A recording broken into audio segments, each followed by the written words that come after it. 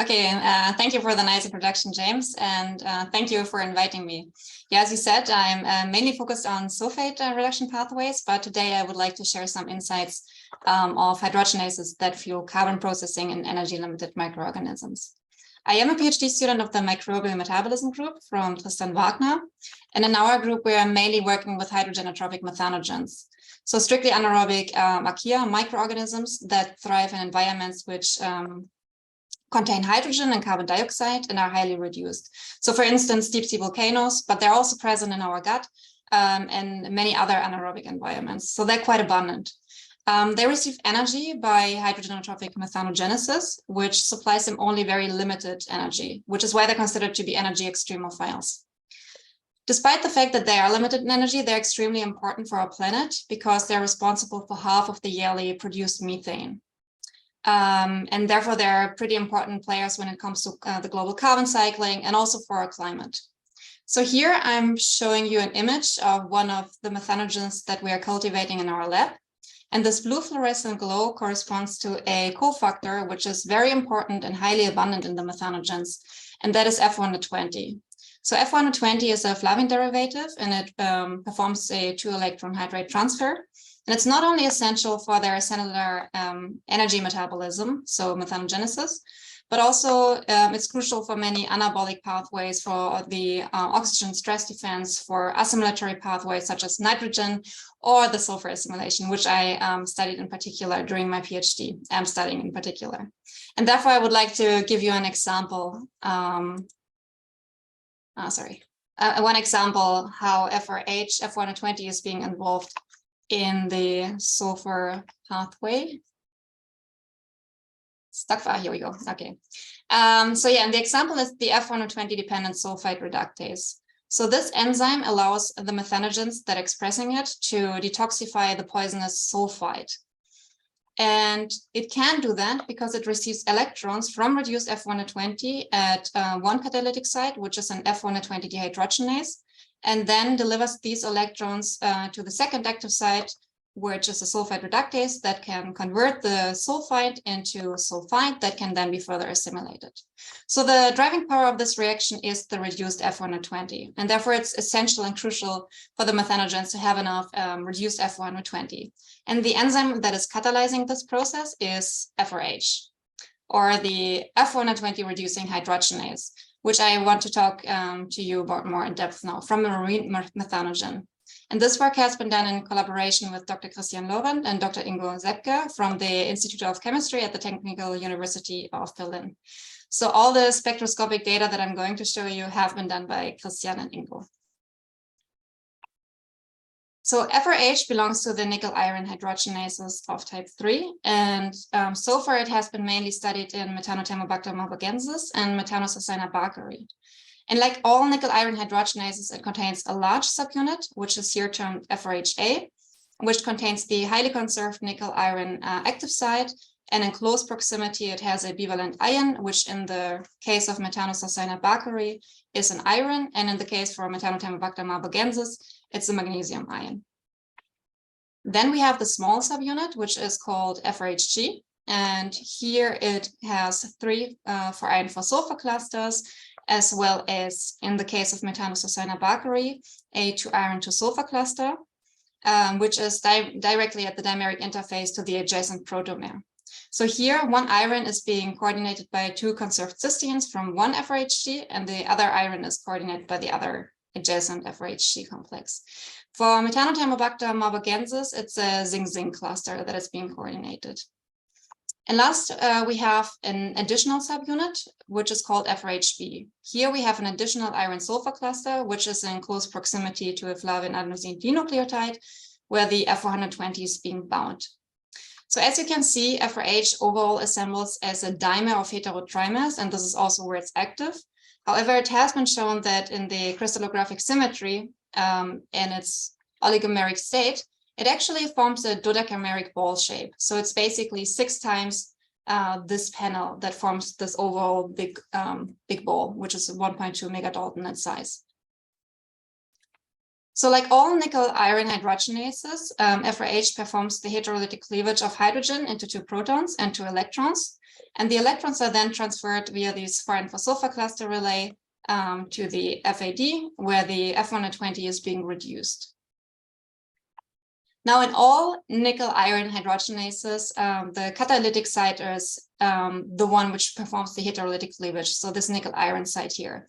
And here I'm showing you the catalytic cycle of the center that I guess you're well familiar with.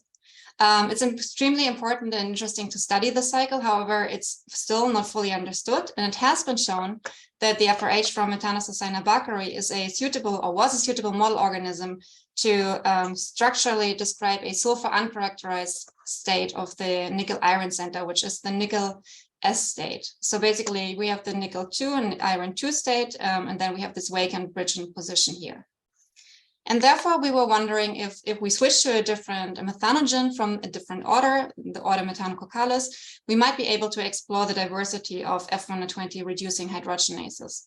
And therefore we used Methanothermococcus thermolithotrophicus, which is a marine methanogen, and it contains two isoforms of FRH.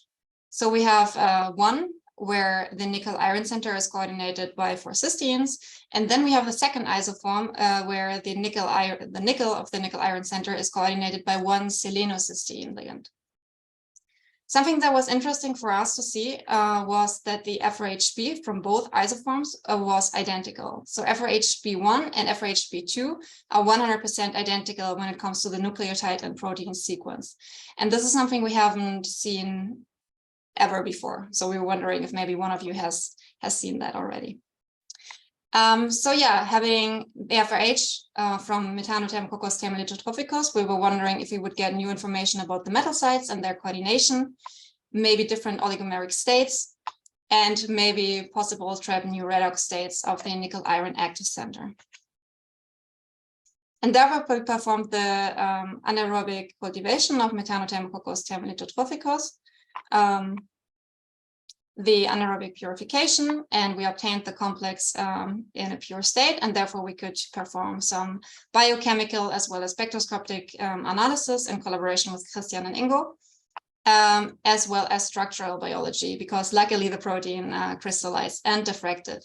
And to our surprise, in one single purification prep, we obtained both isoforms. So for the first time, we saw a nickel iron selenohydrogenase type 3, which I'm showing you here.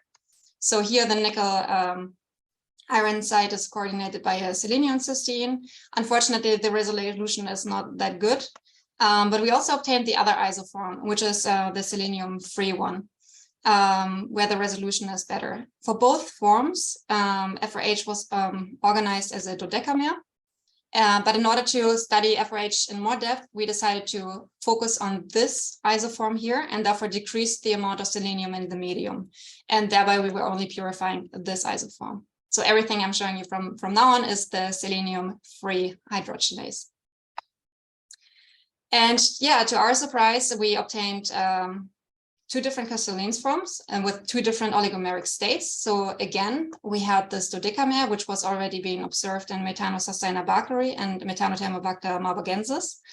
But then we also obtained only the panel, so the dimer of heterotrimer. If we superpose them, they're very, very similar. There's a slight deviation in the large subunit, but it's not a big difference. Something that was interesting to see was that this dodecamer and the dimer are in equilibrium. So what you see here is the size exclusion chromatogram after I got the pure fraction. And you can see one big peak here, which corresponds to the dodecamer, and then we have another shoulder, which corresponds to the panel. If I load this on an SDS shell, you can see they're the same.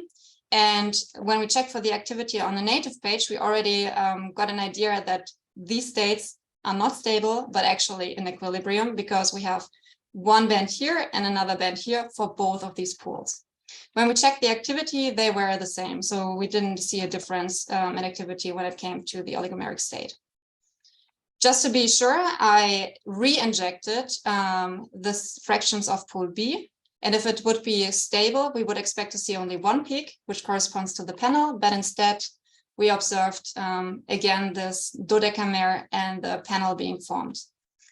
And very much in agreement with that, we also checked the PISA server, which just tells us about the contacts of the crystal within the crystal. And it basically told us that the dodecamer of Methanothermococcus thermolitotrophicus is less stable in comparison to the dodecamer of Methanosarcina bakeri. Okay, but now we wanted to see if there is any difference in the electron transfer in comparison to the other methanogens. And what we found was that FRH from Methanothermococcus thermolitotrophicus is much more similar to Methanosarcina bakeri than to Mabogensis, which was kind of surprising because sequence-wise, M-thermo is more similar to Mabogensis. However, when it comes to the metals, we see a 2-iron to sulfur cluster in the dimeric interface. We have an iron in close proximity to the nickel-iron active site, whereas in Mabogensis it's the magnesium. And we found that all the clusters were bound by cysteines, whereas in Mabogensis, the proximal cluster to the nickel-iron active site is coordinated by one aspartate ligand. Since in the crystal structure, the 2-iron to sulfur cluster was partially oxidized, so not modeled with big confidence, we confirmed that it's indeed a 2-iron to sulfur cluster using an anomalous experiment. And furthermore, Christian performed resonance Raman spectroscopy and detected the typical signals for a 2-iron to sulfur cluster, which are more pronounced in the FRH from Thermolitotrophicus in comparison to Mabogensis, likely because the 2-iron to sulfur clusters are in an oxidized state. Okay, as Alison already said, the surrounding of a active site can influence it quite a bit. So we were wondering if you would see any differences of the residues coordinating or surrounding the nickel-iron site. And we found minor differences. For instance, we have this asparagine in M-thermolitotrophicus and Methanosarcina bakeri, which is an aspartate in Mabogensis. But we also found some more striking differences. For instance, in Mabogensis, we have 3 proline, which make it kind of rigid. And in bakeri, we have 2 of them. And in Thermolitotrophicus, they all have been exchanged for an alanine, which would indicate that the active site might be a bit more flexible in comparison to the other 2 methanogenic nickel-iron active sites.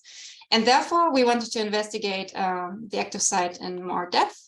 And we handed over to Christian and Ingo, and they performed infrared spectroscopy and resonance Raman spectroscopy on the crystals of FRH from Methanothermococcus thermolitotrophicus, as well as in solution. And what they found was that in the as isolated form, the nickel-iron active site was present in the nickel S state. So again, in this nickel to iron to position where we don't have the bridging ligand, as it has been seen for Methanosarcina bakeri. Furthermore, Christian managed to fully reduce the complex. So we have these, once it's fully reduced, we have these nickel to iron 2 hydride species and a minor population of the nickel 3 iron 2 hydride species. And then as soon as it's exposed to oxygen, it forms the nickel S state. And if you expose it further to oxygen, it forms the inactive nickel A and B states. So what we could conclude working with a different methanogen and studying FRH was that we obtained the first nickel-iron seleno hydrogenase of type 3. We got a new oligomeric state for a nickel-iron hydrogenase type 3. We found that the metals and their coordinations are as described for Methanosarcina bakeri, confirming that it's also present in another methanogen, and that in the isolated state, it is present in the nickel S state. And furthermore, Christian detected the common catalytic states of an oxygen-sensitive nickel-iron hydrogenase in the FRH from Methanothermococcus thermolitotrophicus.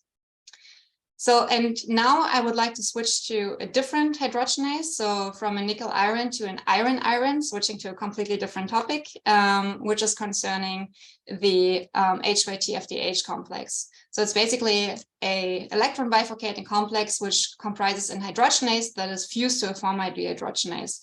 And here we worked in collaboration with Dr. Sven Stripp at the Institute for Experimental Physics in Berlin. And now we switch from a methanogen to another extremophile, energy extremophile, and that's Clostridium autoethanogenum, so a hydrogenotrophic acetogen. And Clostridium autoethanogenum is able to grow on gases such as hydrogen, CO2, or carbon monoxide, and convert them into acetate, ethanol, or 2,3-butanediol. And since it's able to use these steel mill gas emissions, it's actually quite useful for companies such as LanzaTech, which use this organism to produce biofuels. And the reason why this organism can convert these gases is mainly due to this complex here, so to HYT-FDHA. It is a 7-subunit complex, which is comprised of 3 catalytically active subunits. So we have an NADPH oxidase, hit B. We have an iron-iron hydrogenase, hit A. And we have a selenocysteine and tungstopterine-dependent formate dehydrogenase. Now, this complex can receive electrons from either reduced ferredoxin and NADPH in order to fuel CO2 reduction into formate, or alternatively, it can use the electrons from hydrogen in order to reduce CO2. And all of these reactions are reversible, which makes this complex quite an interesting target for biotechnological applications because you can capture CO2 and store energy with it in theory. One interesting key feature of this complex, which hasn't been explored yet, is how it can bifurcate the electrons from reduced ferredoxin and NADPH. And one of the sites that has been proposed to be the origin of the electron convocation is hit B. However, another would be the iron-iron hydrogenase, hit A. And therefore, we wanted to study it, the whole complex, in more detail. Yeah, so here I want to focus first on the iron-iron hydrogenase, and similar to nickel-iron hydrogenases, we have a 2-metal site. Here's a d-iron metal center. And then we have a bridging cysteine ligand that connects this proximal iron to a 4-iron-4-sulfur cluster. What we know from the sequence analysis is that the closest homologue to this iron-iron hydrogenase in the PDB is an iron-only hydrogenase from another Clostridium, which contains 3 4-iron-4-sulfur clusters, whereas here we have only 1. And one serine, which is in proximity to the H cluster, has been exchanged to a cysteine in HYT, so hit A here. And therefore, we were wondering if we might see a difference of this iron-iron hydrogenase, because as I said, it has been proposed to be the site of the electron convocation. And this organism we're working with is very CO tolerant. So we were wondering if this might be a CO tolerant iron-iron hydrogenase. But in order to study it first, we, of course, needed the complex. So we grew the organism in our lab, first in a bottle on fructose, H2, and CO2. And then we scaled it up a bit and grew them in a fermenter, purified the complex after some adaptation of the purification protocol. And we obtained the complex in the correct stoichiometry. Next, we confirmed that the iron-iron hydrogenase and the formate dehydrogenase is active, using native gels and performed activities here. And then for the formate dehydrogenase, Sven actually performed Fourier transform infrared spectroscopy, and he was able to confirm that the formate dehydrogenase is active by providing labeled formate and then quantify the amount of labeled CO2 being produced. So this is a nice complementary approach here. So usually we try to study our targets of interest using X-ray crystallography. And of course, we try to crystallize the complex quite a bit, but all our attempts were unsuccessful so far because it's a big complex and so far it did not work. So we were very happy when we were able to work with Sven, and he was able to characterize this iron-iron hydrogenase in a bit more depth using FTIR. And what he was able to show is that the overall complex is stable and shows a good cofactor integrity. And furthermore, that as soon as hydrogen is added, that the H cluster is generating the transient hydride state, which is reversible as soon as the hydrogen is being removed, or by applying nitrogen gas, which basically means it's a conventional iron-iron hydrogenase. So most likely not the site where the electron convocation event occurs. So in the next steps, we want to see if we can reduce CO2 once we provide hydrogen to the cluster. So basically, we want to see if the formate dehydrogenase and the iron-iron hydrogenase are electronically connected. And then we want to test whether the iron-iron hydrogenase is CO sensitive, if we have a reversible binding. Like, as I said, the organism is exposed to quite a bit of carbon monoxide. And then we want to see if we can see that the H cluster is getting reduced once we provide formate. And in 3 weeks, I'm gonna go to Marburg to work with Jan Schuller and perform, hopefully successful, cryo-electron microscopy of the overall complex, just to get a better understanding how it's organized, and then also how we can address further questions. And with that, I would really like to thank my fantastic group, the Microbial Metabolism group, especially Tristan for having me as a PhD student, but also our postdoc, Dr. Olivier Lemaire, who worked quite a bit with the HYT formate dehydrogenase complex and helped me. And of course, a big thank you to all our collaborators, so Dr. Christian Loren, Dr. Ingo Zepke, and Dr. Sven Stripp for providing me all the data, and all of you for your attention. And I'm happy to answer questions.